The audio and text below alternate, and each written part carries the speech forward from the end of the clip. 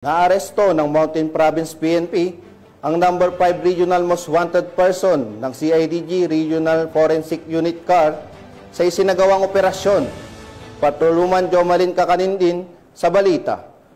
Dahil sa patuloy na kampanya ng kapulisan ng Cordillera sa kanilang laban kontra kriminalidad, arestado ng Mountain Province PNP ang tinaguriang number 5 Regional Most Wanted Person ng CIDG RFU CAR sa Mountain Province nito lamang ika-12 ng Nobyembre taong kasalukuyan. Matagumpay ang operasyon dahil sa pagtutulungan ng mga operatiba sa pangunguna ng Sabangan Municipal Police Station, katuwang ang Buntok Municipal Police Station, Mountain Province Police Provincial Office, CIDG Mountain Province at iba pang ahensya.